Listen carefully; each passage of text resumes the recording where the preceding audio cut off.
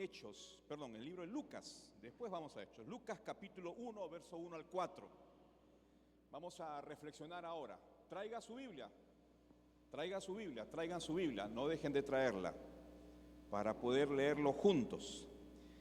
El Evangelio de San Lucas, capítulo 4. ¿Por qué hemos seleccionado esta porción? Porque el título de nuestra reflexión de hoy tiene que ver precisamente con el misionero escritor. Quiero recordar que el propósito de nuestra serie de los miércoles es ver algunos personajes del Nuevo Testamento que han estado involucrados en esta gran misión que es la evangelización.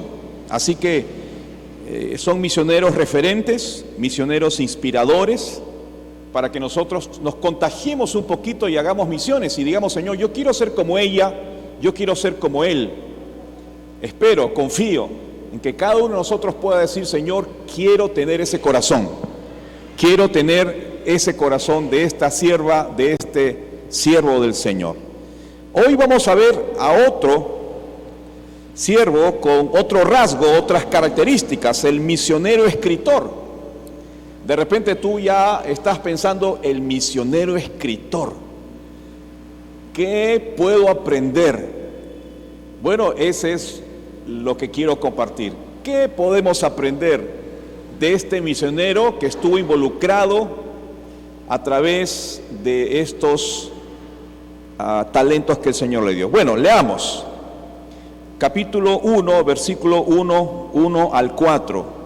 Puesto que ya muchos han tratado de poner en orden la historia de las cosas que entre nosotros han sido ciertísimas, tal como nos lo enseñaron los que desde el principio lo vieron con sus ojos y fueron ministros de la palabra. Me ha parecido también a mí, después de haber investigado con diligencia todas las cosas desde su origen, escribírtelas por orden, oh excelentísimo Teófilo, para que conozcas bien la verdad de todas las cosas en las cuales has sido instruido. Oramos. Señor, gracias por esta porción de tu palabra en el Evangelio de San Lucas. Queremos rogarte que sea ella la que hable a nuestro corazón. Alguna verdad de tu Evangelio impacte en nuestro corazón, nos aliente, nos anime, nos desafíe. Padre, oro para que la palabra que ha sido enviada cumpla el propósito y seamos nosotros entonces obedientes a ella. Que la meditación de nuestra boca te sea agradable hoy, Padre bueno, en el nombre de Jesús. Amén. Lucas es el autor de este evangelio, por eso lleva su nombre, el Evangelio de Lucas, pero también es autor del siguiente libro, que es el libro de los Hechos de los Apóstoles. Hechos de los Apóstoles. Vamos a hablar de este hombre, autor, escritor, involucrado en las misiones. Poco se conoce de su vida personal. Por ejemplo, cuando pensamos en Timoteo, conocemos varios detalles. Conocemos el nombre de su mamá, el nombre de su abuela, conocemos quién era su esposo de su mamá, ¿no es cierto? Sabemos que no era judío, sabemos un poco de la personalidad de Timoteo, también sabemos un poquito de sus enfermedades. Así que hay personajes donde uno tiene más información, pero Lucas, nuestro personaje, él habló poco de sí mismo, así que no tenemos muchas referencias personales. Lo que sí sabemos de Lucas, ¿qué cosa es? Que él fue el compañero frecuente del gran apóstol Pablo en sus viajes misioneros, en su labor misionera. Él estuvo con Pablo, así que tiene mucho que contarnos porque vio mucho, escuchó mucho y fue testigo de muchos acontecimientos de poder y de la gracia de Dios a través de las misiones y en particular a través del apóstol Pablo, porque fue su compañero, anduvo con él. Por lo menos desde el momento cuando Pablo recibió esa visión espiritual, esa visión allá en Macedonia, del varón macedónico, que le dijo: ven, pasa y ayúdanos. Desde ese momento Pablo lo acompañó a casi hasta el final, no solo de sus viajes y de su ministerio, sino de su vida, porque según de Timoteo, que es la última carta que él escribe a Timoteo, poco antes de morir, él ya sabía que no iba a salir libre, estaba preso, había sido capturado, estaba el cruel Nerón, y entonces ya no lo iba a soltar, y él sabía que no iba a estar libre una vez más. Y él escribe y dice: solo Lucas está conmigo, los demás me han abandonado. Así que Lucas estuvo con Pablo hasta el final de sus días antes de su martirio. Ahora, lo que sabemos de Lucas es que fue un profesional médico, ¿verdad? Lucas fue médico. ¿Por qué lo sabemos? Porque Pablo hace referencia a esto en su carta a los Colosenses. Y el interés que San Lucas tenía por los temas médicos lo podemos ver cuando leemos el Evangelio de Lucas. Estuve repasando cuántas veces hay una referencia a un asunto médico. Hay como 12, 13, 15 y ya dejé de contar, más de una docena de referencias a la salud, a un asunto médico, porque él tenía un interés personal, preferencial por estos actos de gracia y de misericordia. Y la vida de Lucas entonces nos debe inspirar, mis amados hermanos, en esta noche. ¿A qué cosa? A involucrarnos en las misiones como él. Mírenme, Lucas debe inspirarnos ¿a qué? A involucrarnos en las misiones como él, a través de sus habilidades naturales y a través de su oficio o de su profesión.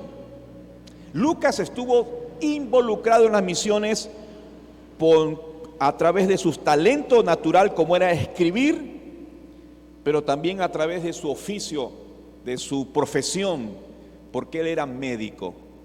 Así que tanto por un lado como por otro lado, él estaba involucrado en la labor misionera. Y la labor misionera, ustedes saben que es predicar el Evangelio, compartir el Evangelio a todo aquel que lo necesita. Entonces, ¿qué podemos aprender de este hombre que usó tanto su talento natural para escribir como su profesión, como era médico? Él consideró algunas cosas importantes y esto es la lección. Consideremos como él algunas lecciones importantes para motivarnos e involucrarnos. ¿Por qué creo esto? Porque el gran problema es la desmotivación que tenemos los creyentes respecto a la obra del Señor. Mis amados hermanos, si hay algo con el cual tenemos que batallar los pastores y los maestros y los encargados de las obras es alentar, animar, combatir el desánimo. ¿Por qué? Porque el desánimo rápidamente captura nuestros corazones y sobre todo nuestras voluntades. Así que aquí está la palabra de Dios para revertir ese desánimo y contagiar a través de estos perfiles, de estos misioneros, de estos hombres que fueron como nosotros, para hacer las misiones también hoy en día aquí en Lima, en el Perú. La primera consideración que tuvo Lucas fue la historia de Jesús. En el verso 1, ahí está la historia de Jesús, los hechos de la historia de Jesús. Fíjate el verso 1. Puesto que ya muchos han tratado de poner en orden la historia de las cosas que entre nosotros han sido ciertísimas. Fíjate entonces que él quiere poner en orden la historia de las cosas, y lo han hecho ya otras personas. Así que más de uno se ha propuesto escribir acerca de la vida terrenal del Salvador, entre ellos Lucas. Él también se sumó para escribir la historia, para relatar y redactar lo que hizo Jesucristo. Y él lo hizo para hacerlo con autoridad y para que sea en un orden lógico, pero no necesariamente cronológico. Así que cuando tú lees Lucas, las cosas no siempre suceden cronológicamente una cosa detrás de otra. Pero ahí está el relato de Lucas. Lucas se propuso entonces poner en orden la historia de Jesús. ¿Por qué? Porque él estaba convencido de que esta historia tenía que ser contada. Pero ojo, cuando él escribe, no escribe cosas opinables, o sea, él no daba su opinión. Cuando él escribe el Evangelio no está lleno de sus opiniones. Tampoco está hablando de cosas discutibles, debatibles. No era su afán, no era su propósito. ¿Cuál era su propósito? Relatar la historia de las cosas que entre nosotros han sido ciertísimas, dice. O sea, él y muchos lo han experimentado como una verdad. Bueno, de esas cosas quiero escribir, dice el apóstol. Ahora, ¿cuáles eran esas cosas ciertísimas? Bueno, sin duda tiene que ver con el cumplimiento de las profecías del Antiguo Testamento. Recién estábamos en el primer siglo de la era cristiana allí. No se habían escrito más que los evangelios de Marcos y de Mateo, y estaba escribiéndose el de Lucas. Las cartas de Pablo todavía no estaban siendo escritas. De modo que lo único escrito era el Antiguo Testamento. Así que, ¿qué cosas son esos temas ciertísimos? Bueno, la promesa del Mesías, las promesas de Dios, el plan de Dios de salvar a un pueblo y a través de ese pueblo la humanidad. Y todas esas cosas fueron experimentadas por ellos y para ellos fue realmente ciertísimas todas estas cosas. Por eso, ¿qué puedo aprender yo de esto? Que la historia de Jesús, que ya ha sido dada, que está en la historia, tiene que ser contada, tiene que ser anunciada, tiene que ser leída, y muchos tienen que leer esta historia. ¿Qué cosa tienen que leer? ¿Qué cosa tiene que saber la gente? Los hechos de su nacimiento. Cómo nació milagrosamente, sobrenaturalmente, donde no intervino hombre alguno, sino fue obra de Dios. Tienen que saber sobre la vida inmaculada, perfecta, sin pecado, modelo de hombre, modelo de hijo, modelo de ciudadano, modelo veraz, un hombre veraz, no mentiroso. La gente tiene que saber acerca de su ministerio, cómo sirvió al Señor, y nosotros en la iglesia tenemos que conocer cómo sirvió el Señor Jesucristo. La gente tiene que conocer sus enseñanzas, su muerte, el propósito de su muerte, su resurrección, su ascensión a los cielos. Todo esto para cumplir el plan redentor de Dios para salvar a la humanidad. Así que eso es lo que tiene que conocer la gente. La gente que sabe de Jesús, poco o nada. Así que hay una historia que tiene que ser contada. La pregunta es, ¿quién lo hará? ¿Quién lo hará? Ahora, quizás tú sabes escribir. Quizás lo has hecho desde el colegio, con pequeños relatos, pequeños poemas, pequeñas redacciones, composiciones, resúmenes. De repente tienes ahí la pasta, tienes ahí la madera. ¿Y qué tal si te animas a escribir respecto a Jesús? De repente tú no eres muy bueno hablando, no eres muy elocuente hablando, ¿no? Pero de repente tú te sientas en tu mesita y empiezas a contar la historia de Jesús, como si se lo estuvieras contando a alguien.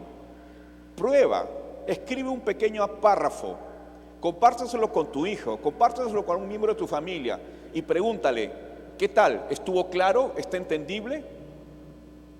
Y yo estoy seguro de que si tú tienes esa habilidad para poder escribir, por ejemplo, como la tuvo Lucas, entonces puedes compartir el Evangelio y puedes ser parte de la obra misionera a través de pequeños escritos. Mucho se ha escrito sobre las misiones y mucho se ha escrito sobre misioneros. La literatura sobre las misiones es abundante y esa es la que nosotros leemos para informarnos, para animarnos, para desafiarnos. Se necesitan escritores y tú podrías ser uno. ¿Qué tienes que tener en cuenta? La historia de Jesús. Hechos que han sido ciertísimamente en ti. Así que no se trata de que tú hables lo que le pasó a terceros. Tienes que contar lo que ciertísimamente te ha pasado a ti. ¿Eres salvo? ¿Eres salva? ¿Dios te ha traído paz? ¿Dios cambió tu vida? ¿Dejaste de ser el terrible pecador de antes? Bueno, escribe eso y cuenta eso a través de tu testimonio. ¿Cómo eras antes de conocer a Jesús? ¿Cómo conociste a Jesús? ¿Y qué cambios hubo en tu vida después de conocer a Jesús? ¿Qué te parece? ¿Podrías hacerlo? Porque tú sabes cómo eras antes. Tú sabes cómo llegaste a los pies de Cristo.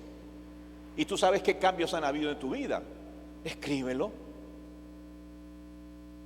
Lucas lo hizo, contó la historia en orden y que fue ciertísimamente en su vida. En segundo lugar, ¿qué consideró Lucas? En el verso 2, bueno, la verdad de sus enseñanzas, la verdad de las enseñanzas de Jesús. Está claro ahí, fíjate, verso 2, tal como nos lo enseñaron los que desde el principio lo vieron con sus ojos, o sea, testigos, y fueron ministros de la palabra. ¿De qué está hablando aquí? De lo que le fueron enseñados, de los temas que les enseñaron. ¿Quiénes? Los que vieron a Jesús.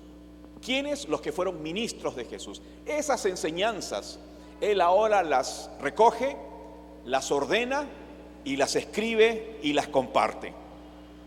Lucas expresó entonces que muchos escribieron y muchos dieron testimonio de Jesús. Y lo que él estaba haciendo es simplemente recoger esa información. Y él dice que investigó. Y él dice que recibió esos testimonios. Y entonces, probablemente de Mateo, probablemente de Marcos, que fue el primer evangelista que escribió, tomó esto como fuente para escuchar lo que ellos decían y luego él tomar nota y escribir. Él no fue un testigo presencial, ocular, pero tomó nota de lo que se había escrito antes. Esa investigación fue dirigida por el Espíritu Santo. Lucas fue inspirado por el Espíritu de Dios. Así que su relato es verdadero, es infalible, es inspirado por Dios. Y esos testimonios que él tomó, él aportó lo suyo. Y entonces tenemos ahora el Evangelio de Lucas para que podamos leerlo y compartirlo y enterarnos de la vida de Cristo. ¿Qué aprendo de esto? Bueno, si hemos de contar la historia del amor de Jesús, esta debe ser tal como lo enseñaron los que desde el principio vieron a Jesús y fueron ministros de su palabra. Es decir, sin alteraciones. Hay que contar la historia tal cual la hemos recibido desde el principio. Muchos hoy varían, muchos hoy meten cositas y muchos han desviado totalmente con herejías espantosas. Así que considera, si quieres compartir y quieres escribir y tienes algo para aportar, bueno, hazlo entonces fielmente a la verdad de las enseñanzas. Cíñete a la verdad, a lo que fue dicho y escrito. Lo tercero que considero, y espero que lo pienses también, lo consideres tú también, es que el deber personal, él sintió un deber personal, una carga personal, un peso. Fíjate el verso 3, en la primera parte dice: me ha parecido también a mí. Eso es reflexión personal. Me ha parecido también a mí, después de haber investigado con diligencia todas las cosas desde su origen, escribírtelas por orden. Me ha parecido a mí. Él es consciente de su deber personal, de su criterio. Él dijo, tengo que hacerlo, es mi responsabilidad. Puedo contribuir, puedo hacerlo. El estilo de Lucas es el del autor académico, ¿no es cierto? Como él era médico, entonces él escribía de una forma ordenada, de una forma sistemática, como buen médico que era y como buen estudiante del cuerpo humano y de la naturaleza humana. Escribió como un gran historiador, respetando los detalles, los acontecimientos históricos. Ahora, él le metió todas las ganas, en otras palabras, todas las ganas.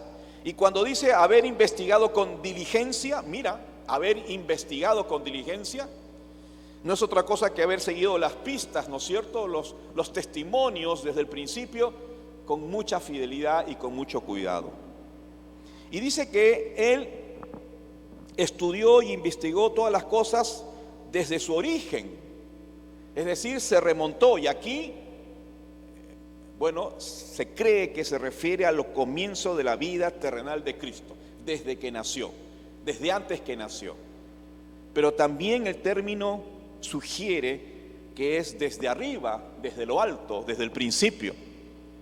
Así que, si es desde los principios de la vida de Cristo, o si es desde el principio de lo alto, la idea es que, a pesar de haber recurrido a fuentes terrenales, siempre recibió, ¿qué cosa? La orientación celestial a lo largo de su labor de escritor. Él siempre fue inspirado por Dios en todo momento. ¿Qué aprendemos? Lucas asumió su deber personal que supo tenía en ese momento. ¿Es un momento histórico en la vida de Lucas? Lo fue, porque él tomó una decisión importante. Si no hubiera asumido ese deber, no tendríamos el Evangelio de Lucas. No conoceríamos mucho de la obra de Jesús. Y ese interés preferente de Cristo por las mujeres, por ejemplo, por los pobres, por los necesitados. Él tuvo un interés preferencial y eso lo destacó Lucas cuando lo escribió. Así que él asumió su deber personal que sabía tenía en ese momento. Me ha parecido a mí, después de investigar, escribírtelas por orden. O sea, tenemos un deber. Él lo consideró y él lo aceptó. ¿No crees tú que los tiempos de hoy son tan complicados? Basta encender la televisión, basta prender el noticiero para darnos cuenta el caos en que estamos viviendo políticamente, ¿no es cierto? Nuestro país está en una situación complicadísima y eso obedece al corazón, a la moral, a la honradez o a la falta de honradez, a la corrupción, etcétera, etcétera. ¿No crees tú, querido hermano, que es tiempo de contar la historia para que la vida de los hombres cambie, los jueces cambien, los fiscales cambien, nuestras autoridades cambien, en fin? ¿Cuándo será el tiempo? De repente te preguntas tú, cuando acabe mi carrera, cuando pase esto. No, hoy es el tiempo aceptable. Pablo dijo claramente, he aquí, ahora es el tiempo aceptable, he aquí, ahora es el día de la salvación. Toma una decisión, empieza a poner por escrito la experiencia personal que tuviste con el Señor. En cuarto lugar, y vamos terminando, una cuarta cosa que él consideró, que es la última parte del verso 13, es el lector a quien él se dirigía. Oh excelentísimo Teófilo. ¿A quién consideró? A Teófilo. ¿Quién es Teófilo?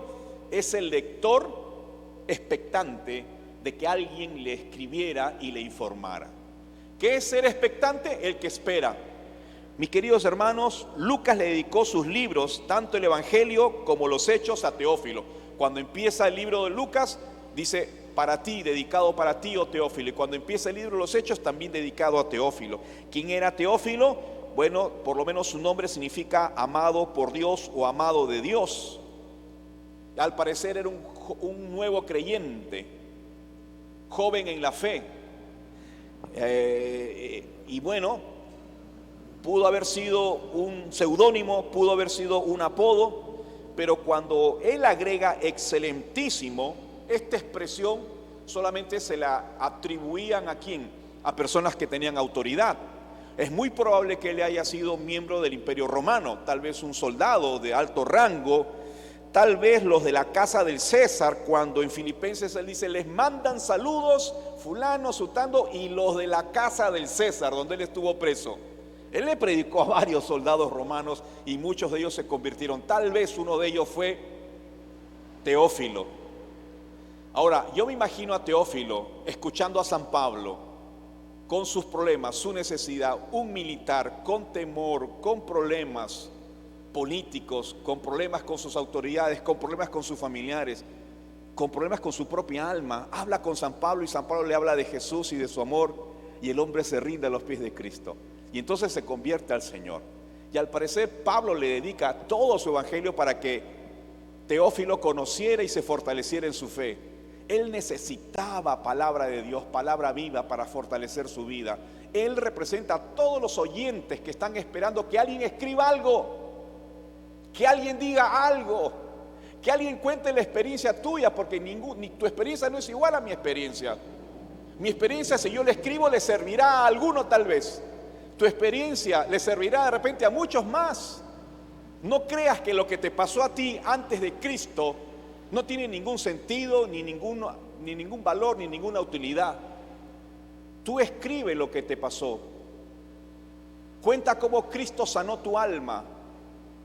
Y estoy seguro que quien lea, ese lector expectante, ese lector que espera leer algo que se parezca a su realidad, posiblemente tenga un encuentro con Cristo.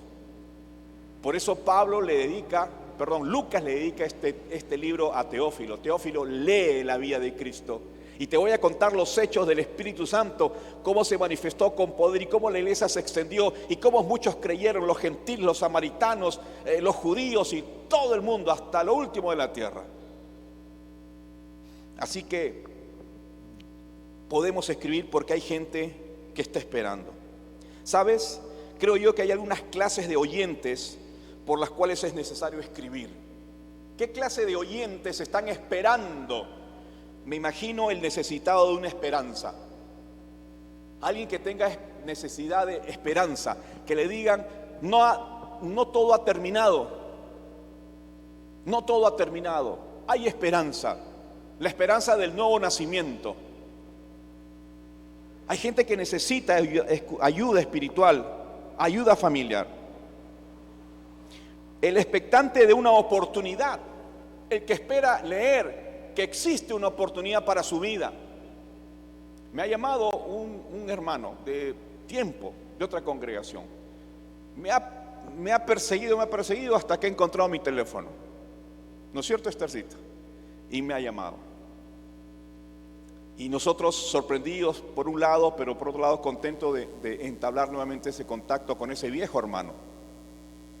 Y ese hermano me ha llamado porque estaba en una profunda necesidad familiar y espiritual. Ese hombre no encuentra paz por ningún lado, no tiene la menor idea qué hacer con los problemas de su vida, se siente ahogado, abrumado, sin rumbo, sin esperanza. Pero si él leyera que hay esperanza en Cristo, otra sería su situación.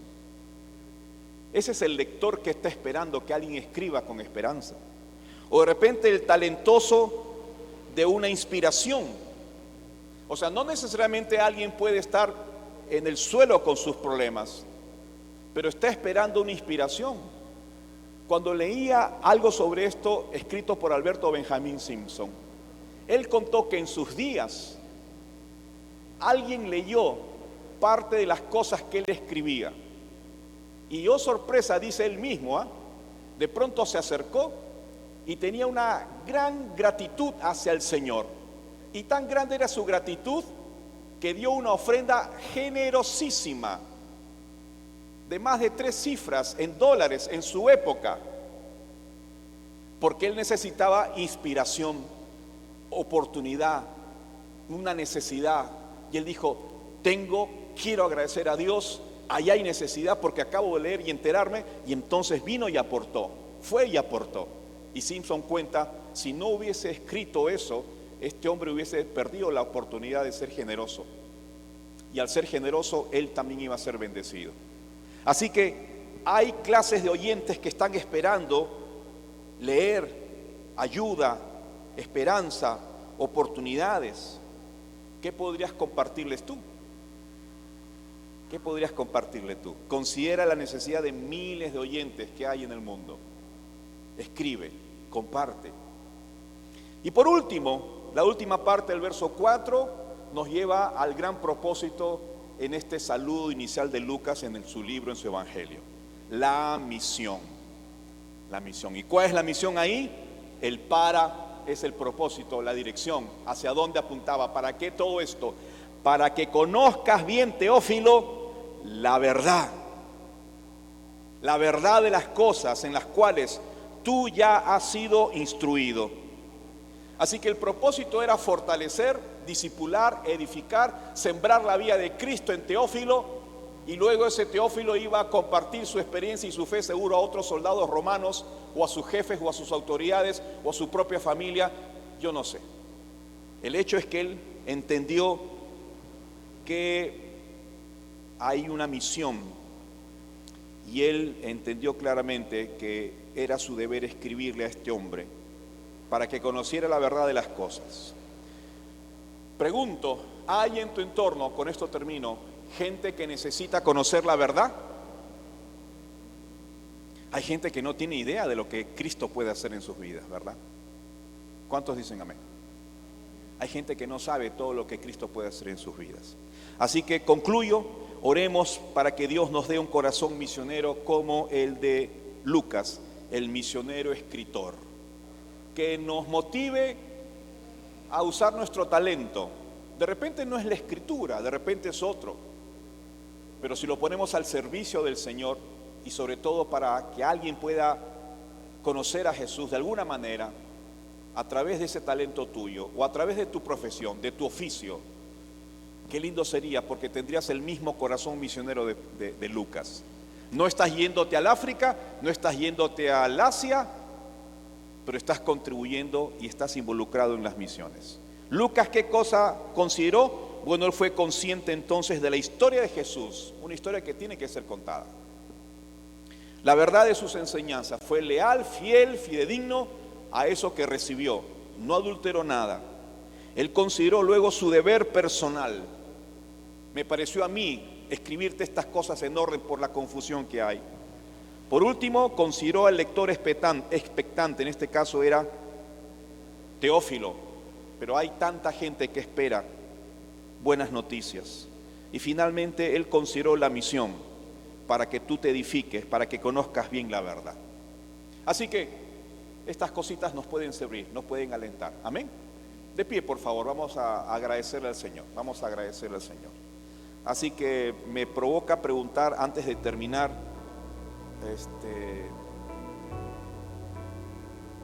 ¿a qué se dedican? Me provoca preguntar, ¿cómo te ganas la vida? ¿Cuál es tu trabajo? Quisiera saber cuál es tu profesión. Conozco de algunos, no de todos.